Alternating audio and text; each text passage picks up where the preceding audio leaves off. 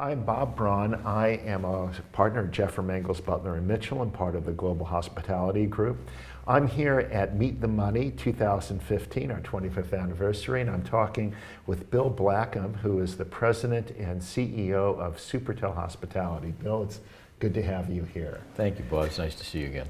Bill, I wanted to start out and just to ask you you're in a very special position. Think about what kind of opportunities are you seeing in the hospitality market these days? Well, there are opportunities in all different spaces and different markets, obviously in various chain scales. So I think I would address it with those areas that we are tending to focus on because I'm not as attached to the other areas. At this juncture, we are seeing a lot of assets coming to the marketplace for sale. There are groups of sellers that are, seeing that there are more buyers, and so therefore they're trying to harvest or monetize their assets. Obviously at the extreme ends in the urban marketplaces, pricing has gotten very frothy. The opportunities that we are addressing are, say, in the 10th through the 50th MSAs, and in the upper mid-scale and upscale chain scales with brands that everybody is familiar with. And there are still good pricing dynamics in those assets, in those hotels, with some upside that still remains. There's good occupancies, there are good demand generators. Overbuilding has not really occurred in a lot of the markets that we're taking a look at. So there's a good confluence of factors going on right now. How long it lasts is anybody's guess.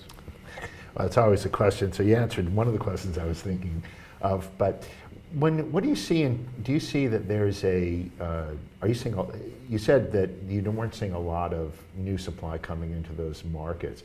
Is that one of the reasons you're more interested in that 50 to 100 MSA? No, it's obviously supply, or new supply is going to be a function of so many variables.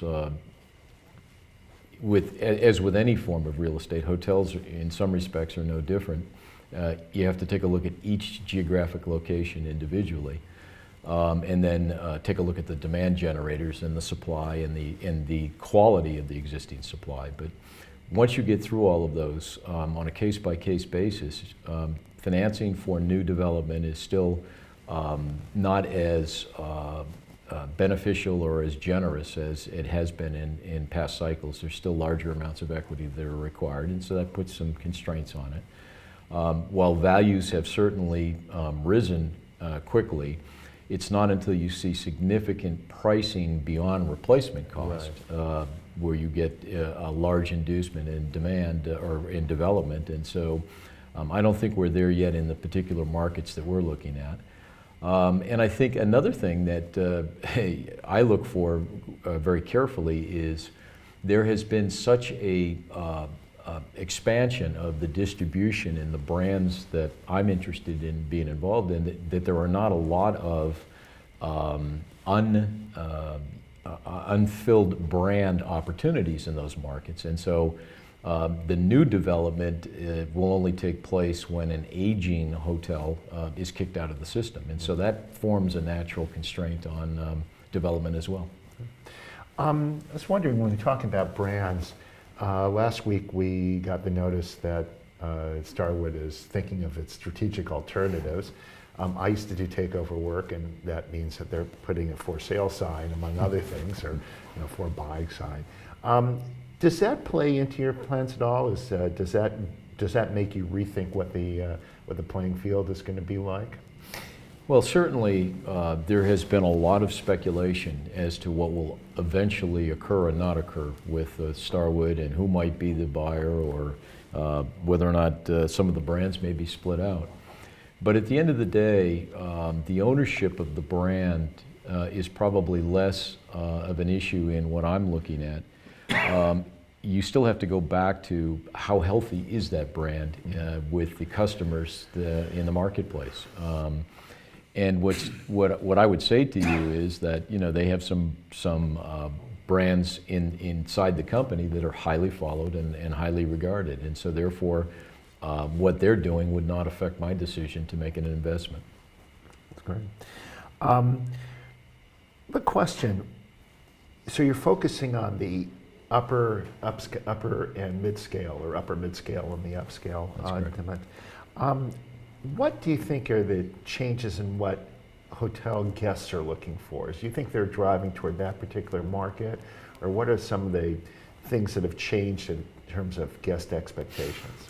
Well, it may not be a change as much in just guest expectations. There is a shifting going on that's very perceptible in that it appears that less of the demand, the hotel guests themselves need the full complement of full service. That something that approaches full service, like a select service, has enough ingredients in them to satisfy what their requirements are, and it becomes a value proposition for them. And I guess I have to qualify that and say, clearly in big cities still, full service hotels have a tremendous following. But as soon as you get out of the core big cities, and select service is doing quite well in the larger cities, but as soon as you get out of the larger urban areas and get into the peripheries and the suburbs, prices and quality are very big drivers for demand and for the customer. And it just seems that upper mid-scale space and the upscale space have the price value proposition that the larger customer base is looking for, particularly with the generations beyond the baby boomers. Yeah, it would seem that that the select service fill that niche between the limited service, which is perhaps doesn't have quite the amenities or qualities that people want, but they don't necessarily need the room service, and they don't need the sundry shop, and they don't need the full 3-meal restaurant, but they do want the same quality as something a little upper scale. In particular, I've noticed with customers, say, that are in the 25 to 40-year-old age bracket, because all of the connections or the connectivity, and yet have some kind of a space where they can sit and frankly grab something very quickly for breakfast, have the laptop open at that time and out the door. That's the product that they're looking for. And so that type of shifting in preference has been evolving, for over 10 years, and now as the customer base is shifting because of age, there seems to be an acceleration of that. It's something that it's not just something we're noticing, everybody's noticing. Well, I notice that the first thing I do when I go to a room now is I count the number of outlets, and I make a value judgment if they have USB outlets, because who really needs a plug anymore? I need a USB. Everything goes by USB now. I'm going to ask one last question, which is coming up a lot, and I see it a lot of my clients in their decision making. How much has low interest rates, and just persistently low interest rates, made a difference in your execution of your strategies, and do you think that that's something you can count on in the future? Well, interest rate predicting is something that I'm going to stay completely away from. Everybody has an opinion on that subject, and you'd rather bet on the Super Bowl or something. Yeah. The World Cup. Yeah, really. Okay, I see where I'm going here. But no, I think that the industry, not just our industry, many industries have benefited from an extraordinarily low cost of capital, and what it has done is drive very attractive equity returns that are more financial in nature, driven by financing, as opposed to strong economics. Now, obviously, in the last 2 years, that has changed in hospitality because it has come roaring back.